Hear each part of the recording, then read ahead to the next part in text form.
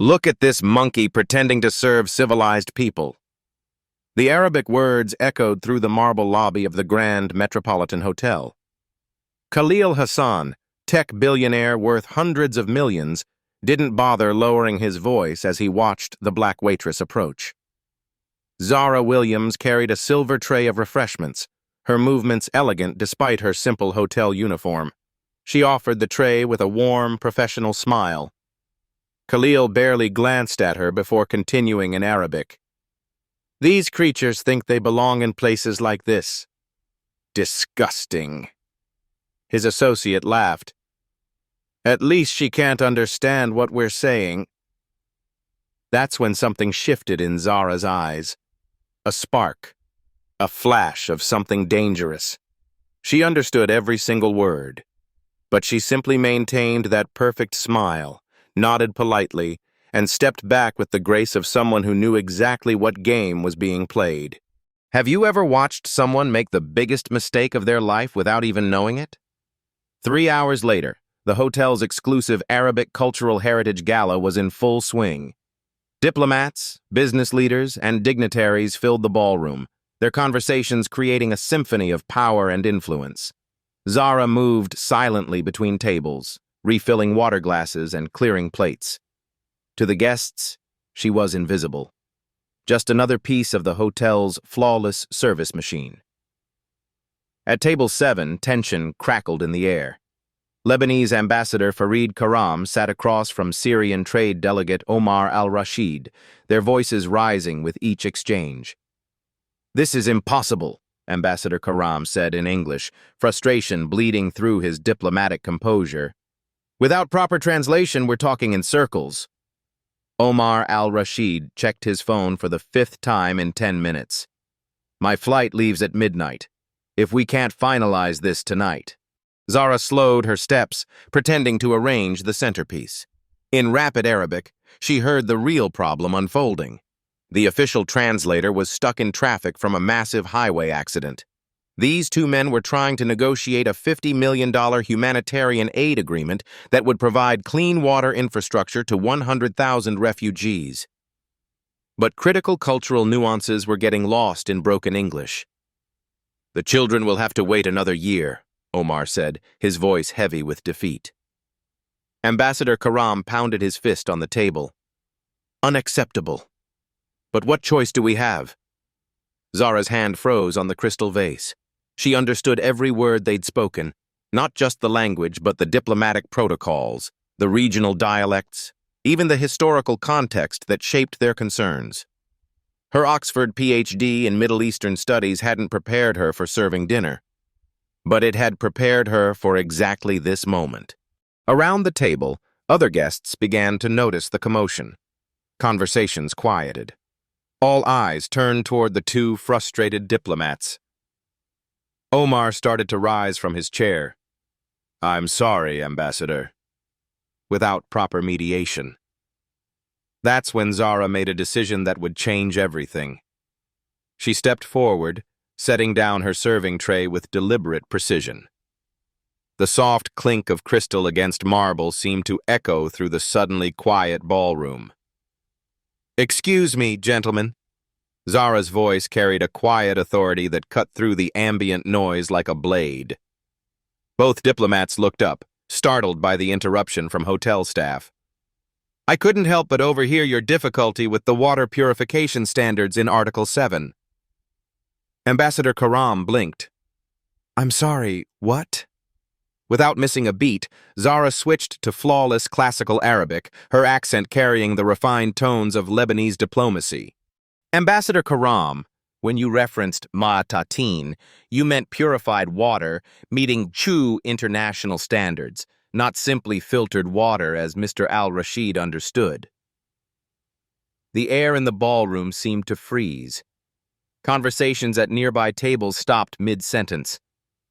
Omar al-Rashid's mouth fell open. "How did you—" Zara turned to him, seamlessly shifting to Syrian Arabic with perfect regional inflection.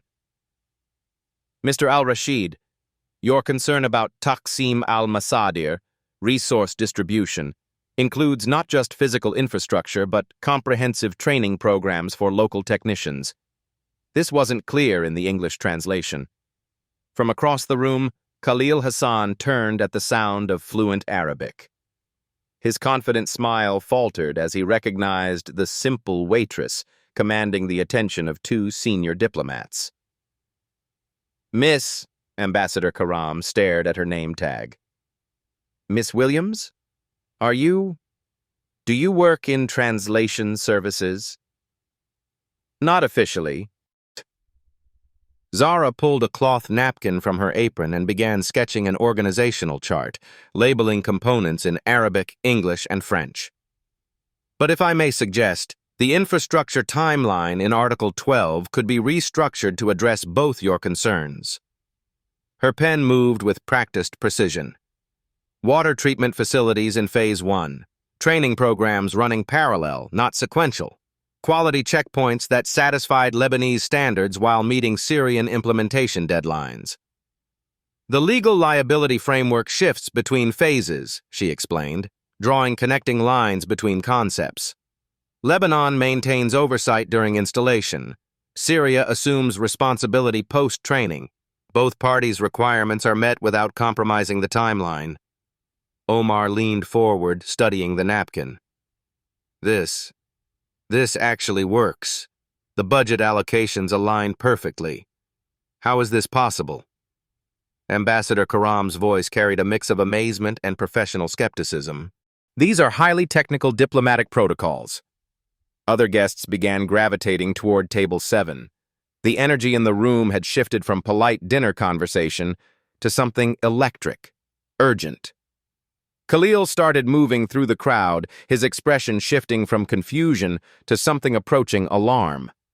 This wasn't how his carefully ordered world was supposed to work. Zara continued sketching, her movements fluid and confident. The key is understanding that infrastructure isn't just about pipes and pumps. It's about dignity. When children walk 5 miles for water, they miss school. When mothers spend their days collecting water, they can't work. This project isn't just about clean water. It's about breaking cycles of poverty. Extraordinary, whispered a woman at the adjacent table. Omar pulled out his phone, showing photos of refugee camps. Miss Williams, these are the children who will benefit. In our sector alone, 12,000 kids. Zara studied each photo with intense focus. Her professional demeanor softened for just a moment, revealing something deeper. Then we don't have time for bureaucratic delays, do we? She added a final note to her sketch. Emergency protocols, priority, child safety, and school attendance schedules. Ambassador Karam stood slowly.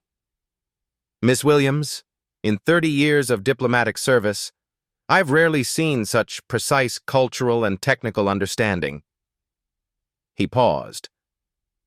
Who are you really? The question hung in the air like incense. Around them, the ballroom had grown quiet, as if the entire room was holding its breath. Khalil reached the edge of their table just as Zara looked up from her napkin. Their eyes met for the first time since his insulting comments in the lobby. Recognition flashed across his face. Then something else. Something that looked like fear. Dr. Williams, she said quietly, extending her hand to Ambassador Karam. And I believe we have lives to save. The crystal chandeliers cast shifting patterns across her dark skin as she spoke. The scratch of her pen on linen. The soft rustle of expensive fabric as powerful people leaned in to witness something they'd never seen before. A revolution disguised as room service. As Zara helped the diplomats finalize their framework, the narrator's voice wove through the scene like a gentle current beneath rushing water. Dr. Zara Williams had graduated summa cum laude from Oxford at 24. Her doctoral thesis on linguistic preservation in displaced Palestinian communities had been published in 3 languages. She spoke 7 fluently, understood the cultural nuances that could make or break international negotiations.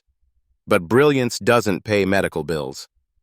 When her father, Professor David Williams, was diagnosed with early-onset Alzheimer's at 68, Zara's world shifted overnight.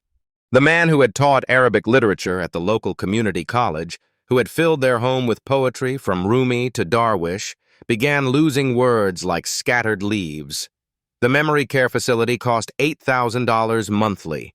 His medications, another $2,000. Zara's savings from her research fellowship vanished in 6 months. Her Oxford student loans remained, demanding payment regardless of family tragedy. Academic positions required travel she couldn't afford, not when her father needed stability. Conference presentations and research opportunities meant leaving him alone with strangers who didn't understand that Tuesday was Poetry Day, that he only responded to classical Arabic pronunciation, that certain phrases could bring him back from the fog. So she took the hotel job. Not because she had to, but because it was 12 minutes from Sunrise Memory Care. Every morning before her shift, she'd sit beside his bed and read him verses from Mahmoud Darwish. For those precious moments, his eyes would clear, and he'd recite the lines with her in perfect harmony. "My daughter," he'd whisper in Arabic during his clearest moments, "you are building bridges with words."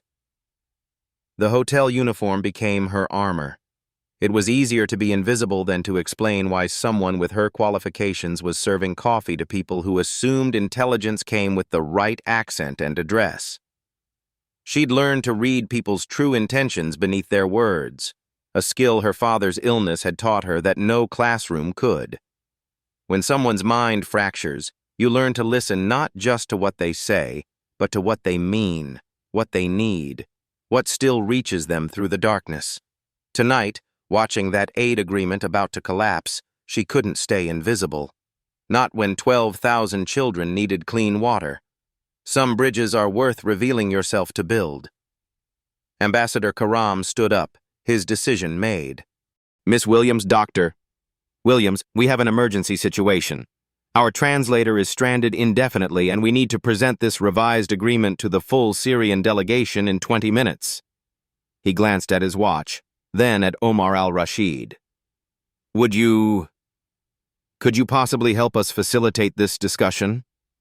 Omar checked his phone again. "My flight to Damascus leaves at midnight. If we can't finalize this tonight, the funding window closes.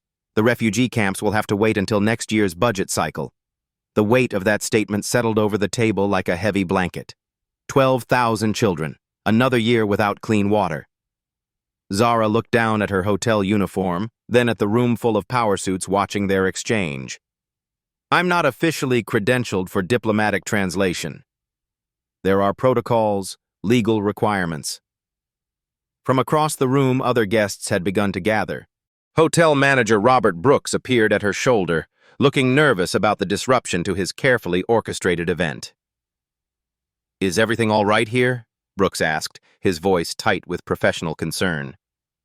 That's when a young woman approached the Syrian delegation table. Layla al-Rashid, Omar's daughter and coordinator for the refugee camps, spoke in rapid, urgent Arabic. "Please, if you can help us. There are children who walk 5 miles for clean water every day.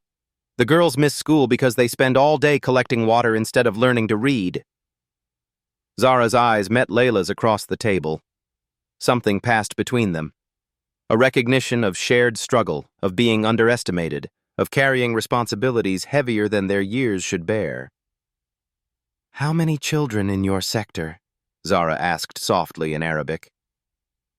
12,000, and winter is coming. Without proper water systems, we'll lose more to dysentery and typhoid." The professional smile faded from Zara's face, replaced by something fiercer. She began untying her serving apron with deliberate movements. "Mr. Brooks," she said, turning to the hotel manager, "I need to request a brief leave from my serving duties for an urgent humanitarian matter." Her voice carried new authority, the kind that made people step back and listen. "Gentlemen," she addressed the diplomats, "let's go save some lives." As they moved toward the elevator, Khalil Hassan intercepted them. His approach was casual, but his eyes held suspicion and something that might have been a concern for his own reputation. "Excuse me, but is this appropriate?" His voice carried the tone of someone accustomed to being heard. "This is hotel staff, not a professional translator. Are you certain about entrusting such important negotiations to—" He paused, searching for diplomatic phrasing. Zara looked at him directly for the first time since the lobby incident. When she spoke, it was in flawless Arabic that matched his Syrian dialect perfectly. "Mr. Hassan, I appreciate your concern for protocol. However, I believe results matter more than assumptions." Then she switched to something that made his face go pale. His native Palestinian sub-dialect, so specific and regional that only someone with deep linguistic training would recognize it. "Sometimes the most qualified person isn't the one you expect." Khalil's mouth opened slightly. That dialect was from his grandmother's village, a pronunciation pattern so precise that even other Palestinians might miss its nuances. "How did you—" The elevator doors opened with a soft chime. Ambassador Karam gestured for Zara to enter first. "Shall we?" As the doors closed, Khalil remained in the hallway, staring at his own reflection in the polished steel. His worldview had just cracked down the middle. The Meridian suite embodied power. Mahogany table, leather chairs worth more than most cars, walls lined with awards from international peace organizations. The Syrian delegation of 12 sat on one side, the Lebanese team of 8 on the other. Tension filled the room like smoke. Ambassador Karam cleared his throat. "Colleagues, I'd like you to introduce Dr. Zara Williams, who will be facilitating tonight's discussion." Several delegation members exchanged glances, the kind of looks that spoke volumes without saying a word. Hassan Mahmoud, the senior Syrian delegate with silver hair and 30 years of diplomatic experience, spoke first. In Arabic, his voice carried barely concealed skepticism. "With respect, Ambassador, this is highly irregular. Where are her credentials? Her official certification? This is a $50 million agreement, not a hotel reservation." Murmurs of agreement rippled through both sides of the table. Lebanese delegate Marie Boutros leaned toward her colleague, whispering in French. She assumed Zara wouldn't understand. "This is what happens when Americans try to handle Middle Eastern affairs. They send whoever is available." Her companion nodded. "Probably some diversity hire they're parading around." Zara remained standing at the head of the table, hands clasped calmly behind her back. She let the comments wash over her like rain on stone. "I understand your concerns," she said evenly. "Perhaps we could begin by addressing the specific translation issues that created tonight's impasse." Hassan pulled out a thick document bound in official ribbons. His challenge was deliberate, designed to expose her limitations. "Very well. Explain the legal difference between tafhim al-sharut and tafid al-sharut in Article 15, and detail how each interpretation affects the liability framework under international humanitarian law." The room went silent. This wasn't a basic translation. It was a legal theory that separated professional diplomats from amateurs. For a split second, uncertainty flickered across Zara's face. Several delegates sat back, satisfied that the charade was over. Then she smiled. Not the practiced hotel smile, but something sharper. "Mr. Mahmoud, you're testing whether I understand that tafhim implies making someone comprehend terms they might not grasp, while tafid suggests implementing terms already understood." She moved to the whiteboard, marker in hand. "In legal liability, the first makes us responsible for education and comprehension. The second makes us responsible only for execution. But the real issue isn't the translation." She drew 2 columns, writing in Arabic script. The Lebanese version uses tafhim, while the Syrian text uses tafid. You've created contradictory legal obligations without realizing it. Hassan leaned forward despite himself. That's exactly the problem we've struggled with for weeks." Marie Boutros wasn't convinced. Even if she understands legal terminology, does she grasp the cultural implications? The historical context between our regions? Zara turned to face her directly. In perfect Lebanese Arabic, she spoke with the cadence of someone born to the mountains of Beirut. Mrs. Boutros, when your grandfather signed the 1943 National Pact, the phrase he used was La Sharqiyya la Gharbiyya, neither Eastern nor Western. He understood that Lebanon's strength came from bridging cultures, not dividing them. She switched to formal French, her accent flawless. I believe tonight's discussion honors that legacy of bridge building. Marie's face went white. That historical reference was so specific, so accurate, that only a true scholar of Lebanese political history would know it.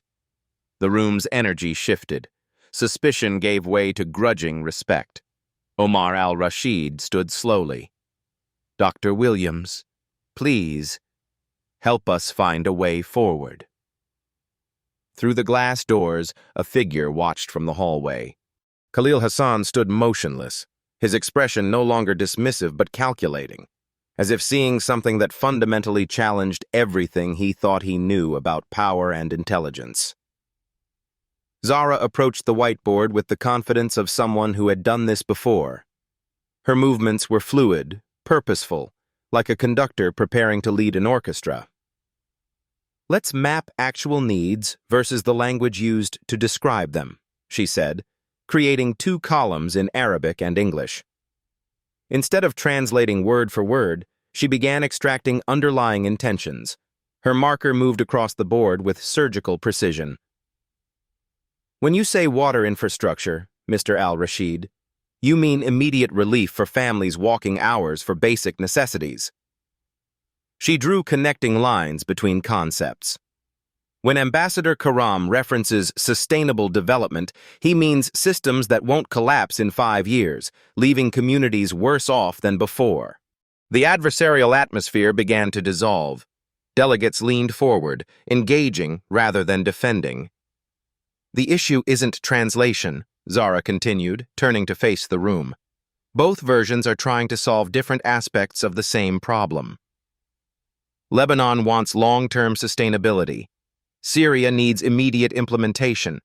These aren't contradictory. They're sequential. Hassan Mahmoud started taking notes. Marie Boutros nodded slowly, her earlier skepticism evaporating. Zara redesigned the timeline on the whiteboard. Phase 1. Immediate installation meeting Syrian needs. Phase 2. Sustainability protocols satisfying Lebanese concerns. Legal liability shifted between phases, resolving both language issues and political concerns. The genius is in the handoff, she explained. Syria leads implementation while Lebanon develops training protocols. Then, responsibility transfers as local capacity builds. She addressed specific concerns in each person's native dialect. Palestinian Arabic for one delegate, Moroccan Arabic for another, Lebanese French for Marie. She wasn't just translating, she was culturally interpreting, making each person feel heard in their own linguistic identity. This is remarkable, Ambassador Karam whispered to his aide.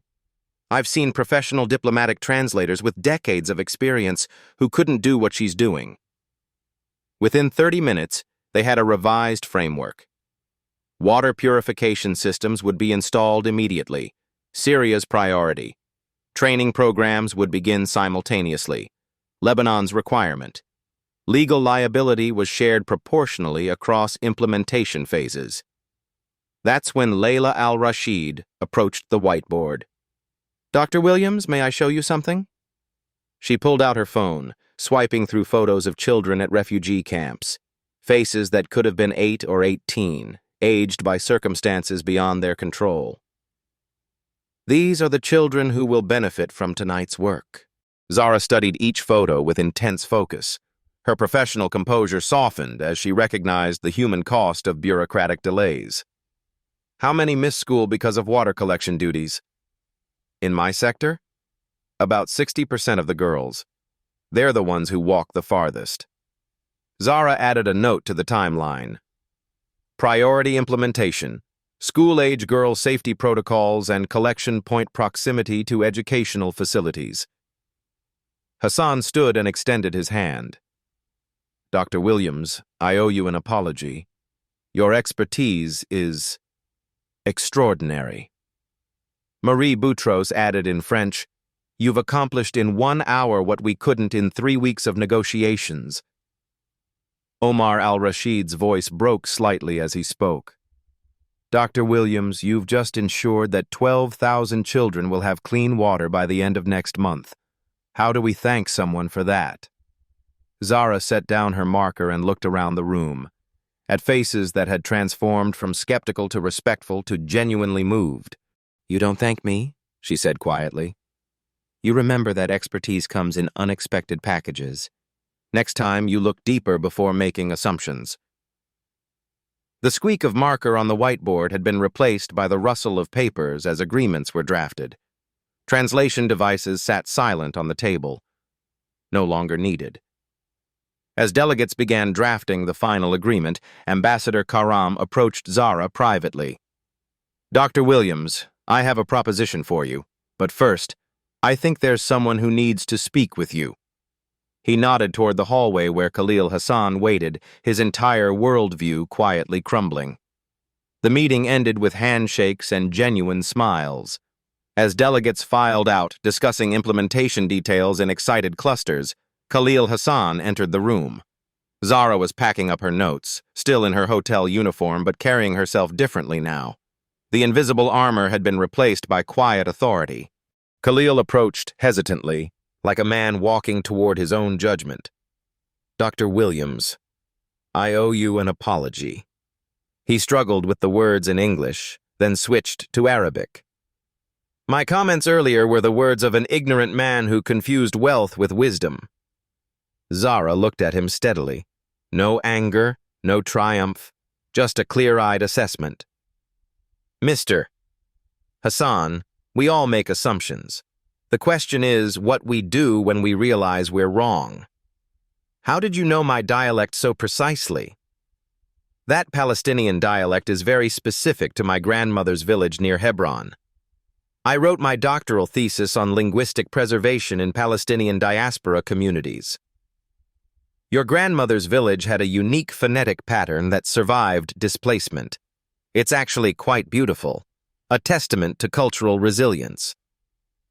Khalil sat down heavily, the weight of his misconceptions settling on his shoulders. I built my entire tech empire on the belief that talent could come from anywhere. Yet tonight, I almost dismissed the most talented person in the room because of my own prejudices. Ambassador Karam, who had been listening from the doorway, entered with purposeful steps. Mr. Hassan, Dr. Williams just facilitated one of the most complex diplomatic negotiations I've seen in 30 years. And she did it during her shift as a hotel waitress. He turned to Zara. Which brings me to my proposition. The United Nations is launching a new cultural liaison program for refugee resettlement. We need someone who understands both academic frameworks and human reality. The position is based here in the city, pays well, and would allow you to continue caring for your father. Khalil looked surprised, then understanding. Your father? Zara nodded. Early-stage Alzheimer's. I read to him in Arabic every morning. It's often the only thing that reaches him now. Something shifted in Khalil's expression, recognition of a shared pain. My mother had dementia. I know that sacrifice. He paused, reaching into his jacket. Dr. Williams, I have a different proposition. He wrote a figure on the hotel's letterhead. My company is expanding into Middle Eastern markets. We need a cultural integration director, someone who can navigate not just language but cultural nuance. Zara stared at the number. It was more than she'd made in her best academic year, enough to afford the premium memory care her father needed. I need to think about this. Ambassador Karam's voice carried 3 decades of diplomatic wisdom. Dr. Williams, whatever you choose, know this. Tonight, you reminded all of us that brilliance doesn't announce itself with credentials or connections. It reveals itself through actions. The 3 of them shook hands, an unlikely alliance forged through recognition of truth.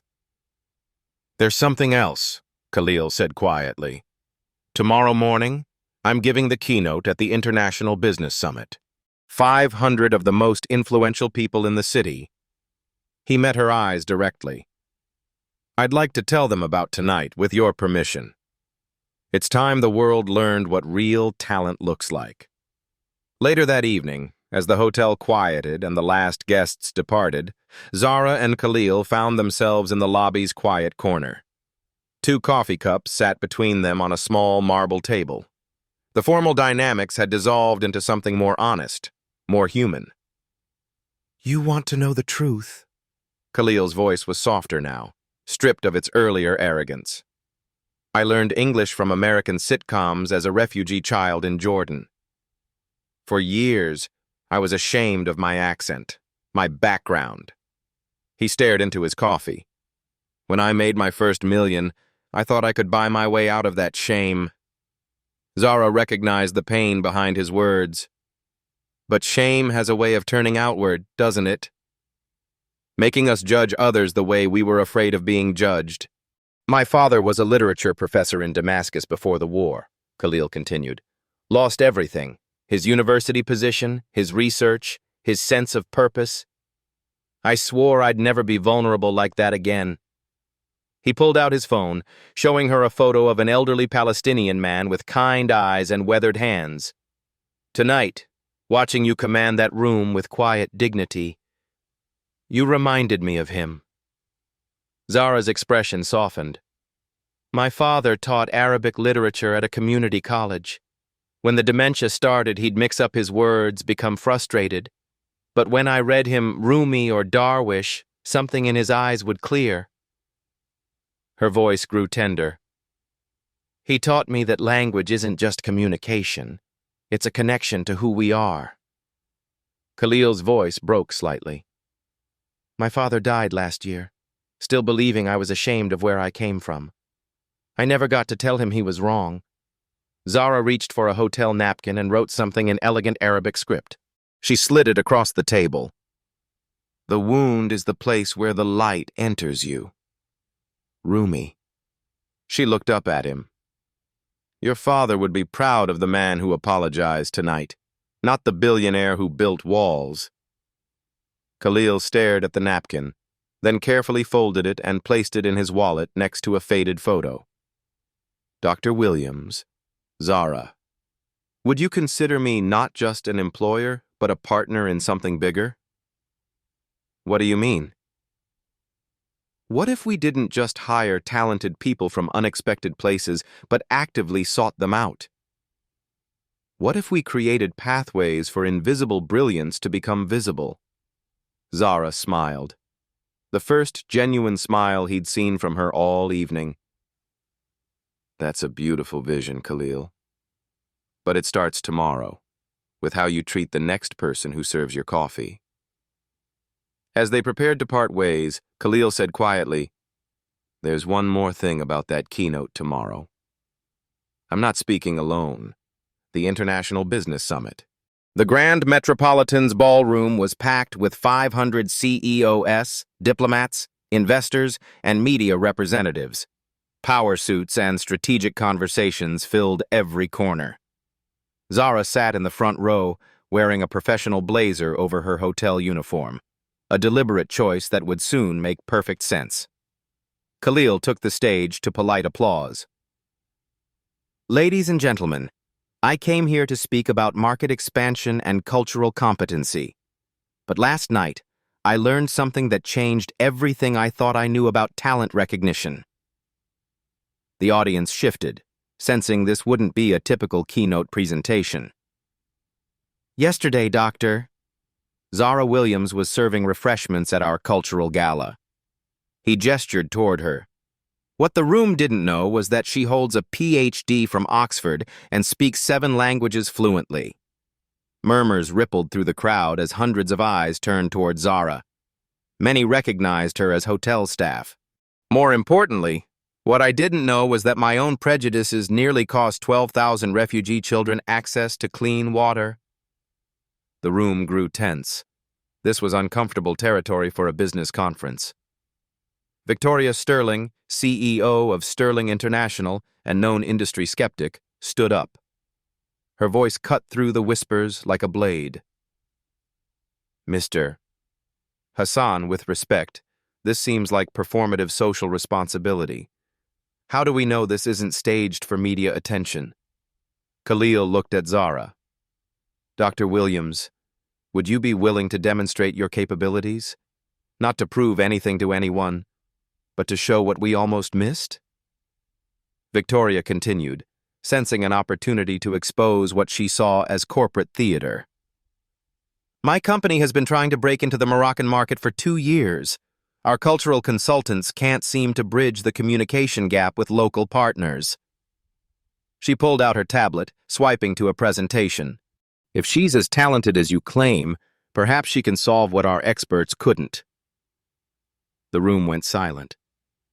This wasn't a controlled environment like the diplomatic meeting. This was public, recorded, with career-defining stakes.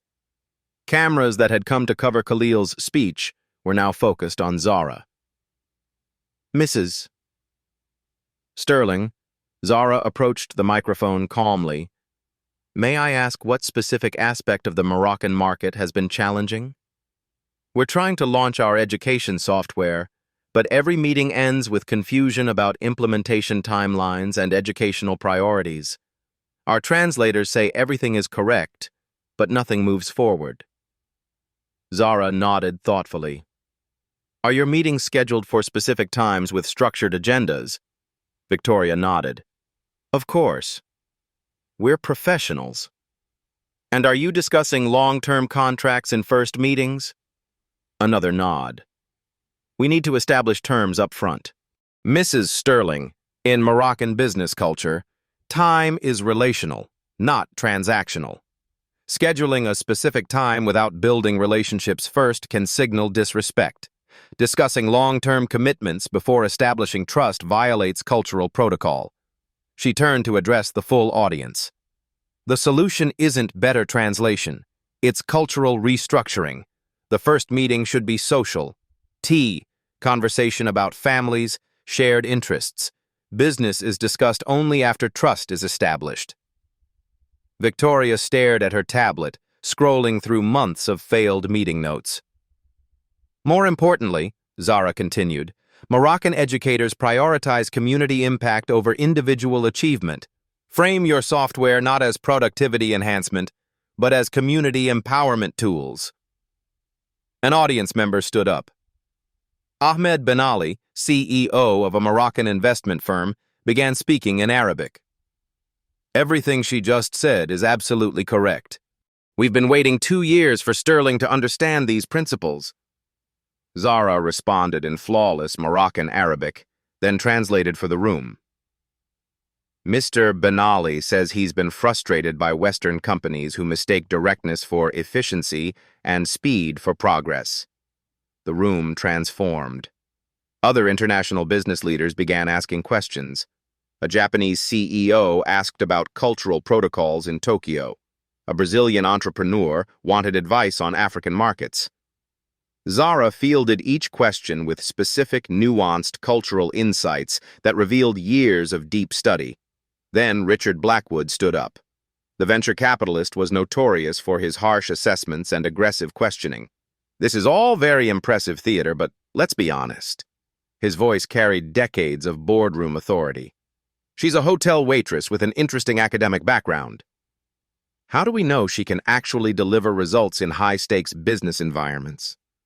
The room went uncomfortably quiet. This was the moment of ultimate testing, not just of Zara's skills, but of whether the audience would accept paradigm-shifting talent regardless of its packaging. Zara didn't defend herself. Instead, she asked quietly, Mr. Blackwood, what's the biggest international deal you lost due to cultural misunderstanding? Blackwood's face reddened. That's confidential business information. I'm not asking for details. I'm asking if it happened. Because statistically, 60% of international ventures fail due to cultural miscommunication, not market conditions or financial factors. She let that sink in before continuing. The question isn't whether I can deliver results. The question is whether you're willing to recognize expertise when it doesn't come with the traditional credentials you're comfortable with. Ambassador Karam, watching from the back, began clapping. Others joined. Within moments, the entire ballroom was on their feet. As applause died down, reporters surged forward with questions. Business cards were passed to Zara from every direction. Khalil returned to the microphone. Dr. Williams has agreed to join my company as Cultural Integration Director. But more than that, we're launching the Hidden Talent Initiative, actively seeking brilliant people in unexpected places. The media frenzy was immediate. Phones came out. Social media posts began flooding with #Hidden Talent hashtags. As the crowd dispersed, Victoria Sterling approached Zara privately. Her earlier hostility had been replaced by something that looked like respect. "Dr. Williams, I need to make a confession." Her voice was quiet, meant only for Zara's ears. 20 years ago, I was a receptionist at a law firm. A black woman with a law degree from a state school overlooked for every promotion because I didn't fit the culture. She paused, emotion breaking through her professional composure.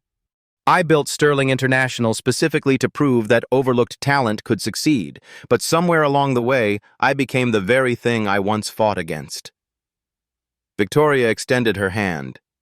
I don't just want to hire you as a consultant. I want to partner with you and Khalil to create something unprecedented. Victoria's confession hung in the air like a bridge between past and future. I want to create a talent identification network that finds brilliance wherever it exists, she continued. Not just for our companies, but as a movement. As they spoke, other business leaders approached. The energy in the ballroom had shifted from corporate networking to something electric, revolutionary. The Japanese CEO bowed slightly. Dr. Williams, I would like to discuss cultural training programs for our expansion into Middle Eastern markets. The Brazilian entrepreneur offered funding for pilot programs in South America. What had started as a keynote speech was becoming a spontaneous coalition. CNN business correspondent Sarah Lane approached with her camera crew. Dr. Williams, this story is going viral on social media. Hidden Talent is trending worldwide. How does it feel to go from serving coffee to commanding boardrooms in 24 hours? Zara's response was measured, thoughtful. Sarah, I didn't go from serving coffee to commanding boardrooms. I was always the same person with the same capabilities. What changed was that people started seeing me clearly. Sarah showed her phone screen. Thousands of comments and shares. People are posting their own stories of being underestimated. A janitor who speaks 6 languages, a cashier with an engineering degree, a security guard who's published poetry. You've started something. The social media explosion was real-time and global. Hidden talent stories poured in from every continent. A Pakistani taxi driver revealed his PhD in astrophysics. A Latina housekeeper shared her master's degree in environmental science. A Syrian refugee working at a gas station posted about his medical degree. Provost Margaret Harrison from Princeton University approached through the crowd. Dr. Williams, we've been following your story. We'd like to offer you a position as director of our new Global Cultural Competency Program. Full research funding and tenure track opportunities. Now Zara faced 3 incredible offers. Khalil's corporate position, the UN diplomatic role, and the academic opportunity. Each represented a different aspect of her talents and passions. Khalil returned with something special in his hands. A custom business card holder, engraved in Arabic and English, Dr. Zara Williams, Bridge Builder. Inside were cards with multiple titles. Cultural Integration Director, Hassan Technologies / UN Cultural Liaison / Visiting Professor, International Relations. You don't have to choose just one path, Zara. Your talents are too valuable to be confined to a single role. Ambassador Karam approached the microphone one final time. Ladies and gentlemen, if I could have your attention. The crowd quieted, sensing something significant. What we witnessed tonight goes beyond one remarkable individual. Dr. Williams has demonstrated that our traditional recruitment and recognition systems are fundamentally flawed. He paused for effect. The United Nations will be implementing the Hidden Talent Protocol, a systematic approach to identifying and developing overlooked expertise in communities worldwide. Dr. Williams will head this initiative. Victoria Sterling took the microphone next.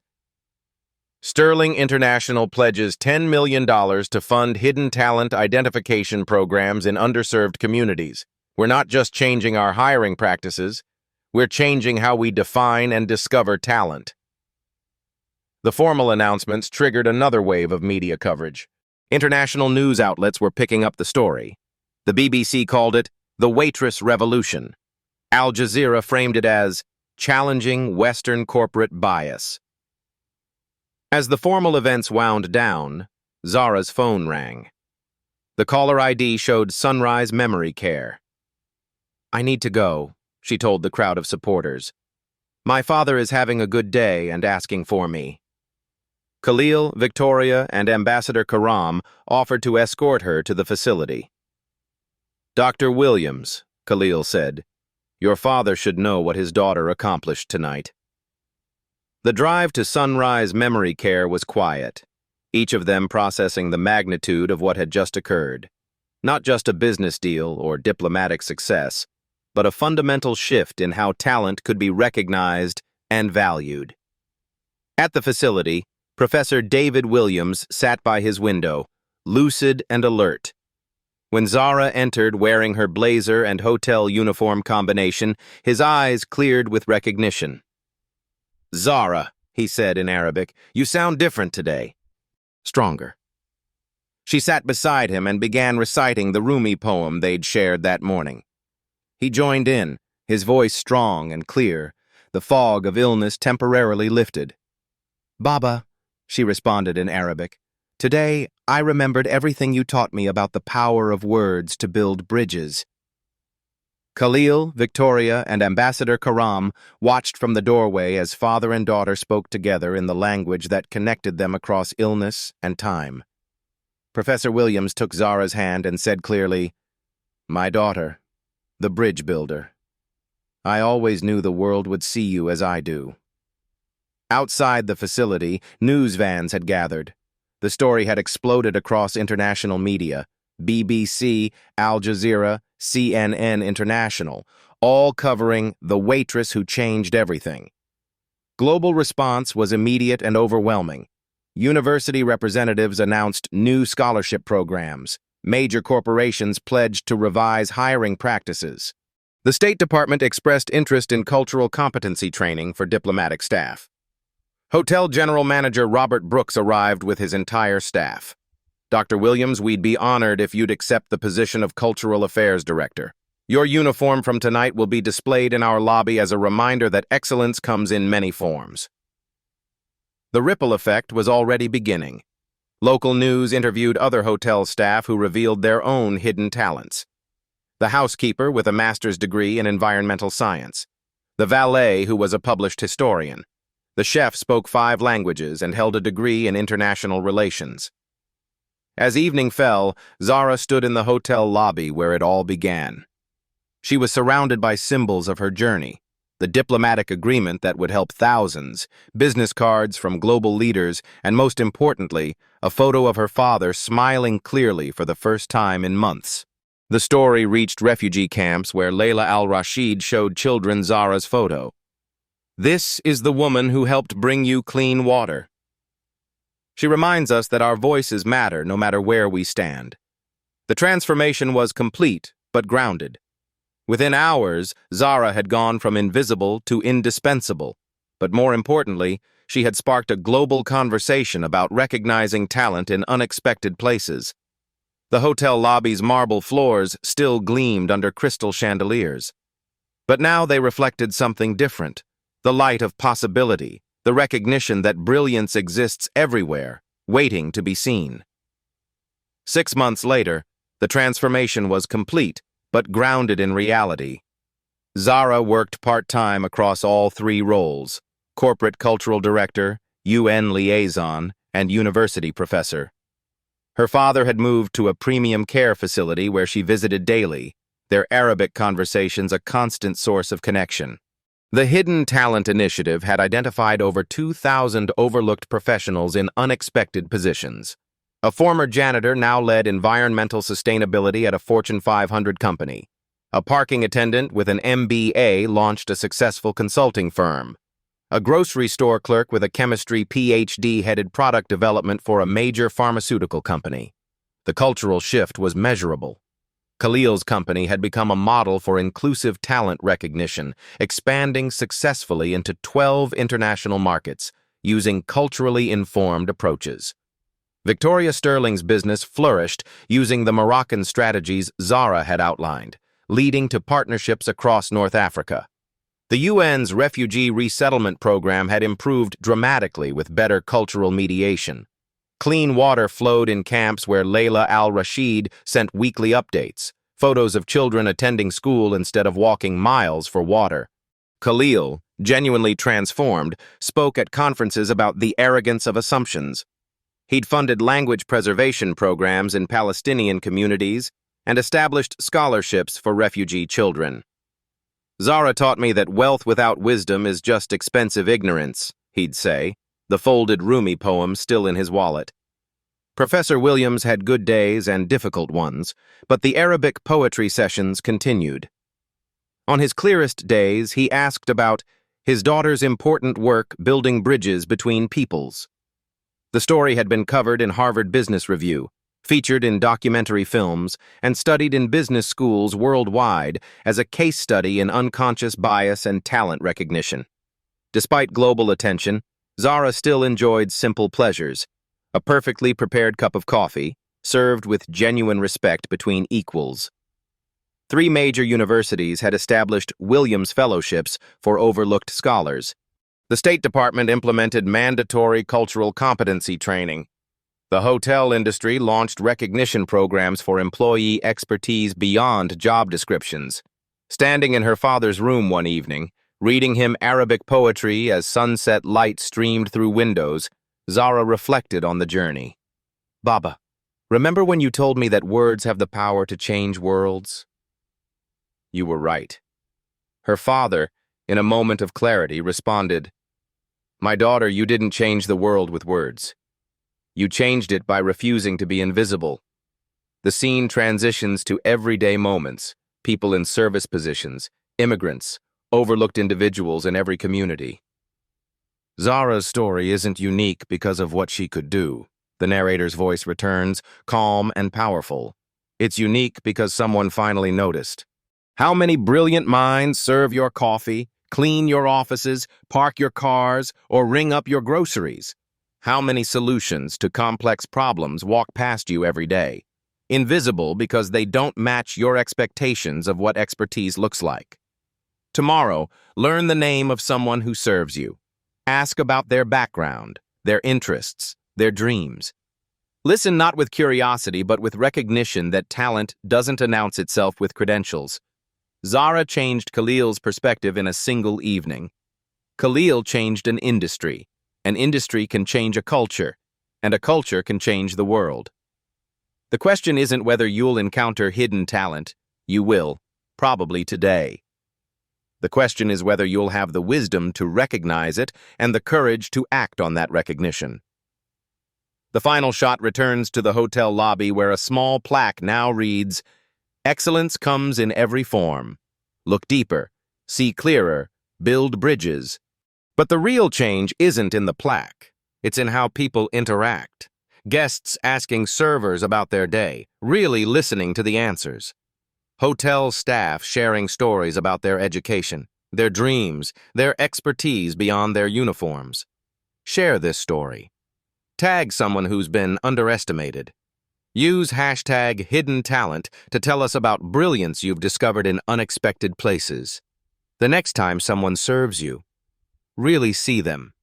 The next time you meet someone whose accent sounds different, whose job seems simple, whose background looks unfamiliar. Remember, Zara.